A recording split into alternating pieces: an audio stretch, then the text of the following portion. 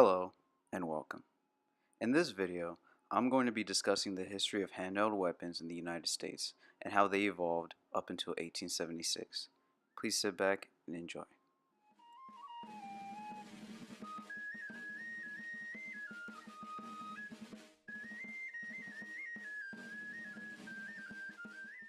During the early parts of America's history, especially during the Revolutionary War era, mostly small arms were used, and there was no standard weapon assigned to the military units. This was mostly because the military was not as organized yet, and since America had not been established as a country, it did not have much trade with other parts of the world, which would be necessary for gun manufacturing.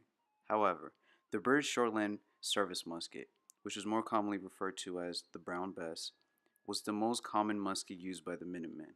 Once the French became allies to the Americans, they began sending over arms and equipment to build better weapons.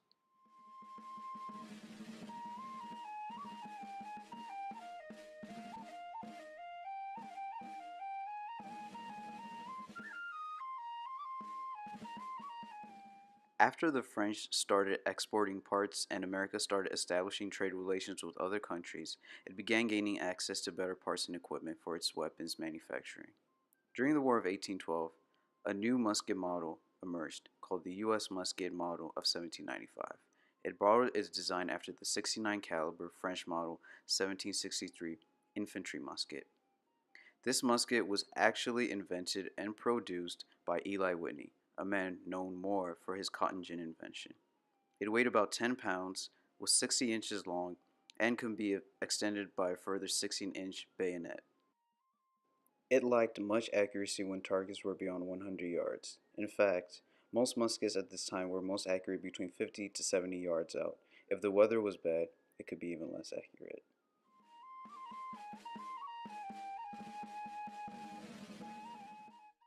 Shortly after the end of the War of 1812, the U.S. Model 1816 musket was created, very similar to the Model 1795, but was different in that the bayonet attached to it was longer and the trigger guard was made shorter, which made it less expensive to build.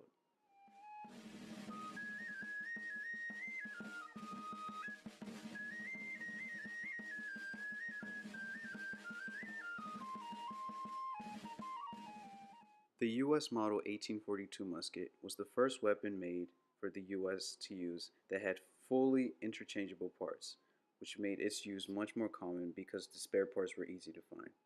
It was also the first widely distributed musket that used a percussion ignition system.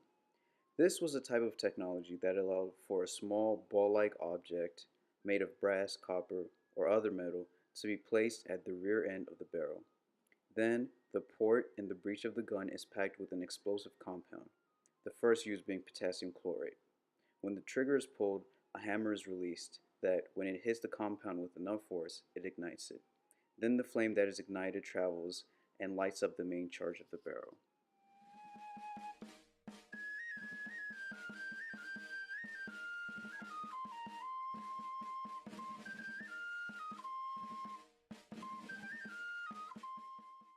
In July of 1855, Jefferson Davis, who was Secretary of War at the time, authorized the production of a new 58 caliber rifle musket.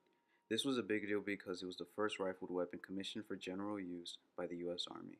This weapon was used by cavalry units during the early parts of the Civil War. However, Confederate soldiers did not have access to this weapon because the South did not have the means to manufacture the parts.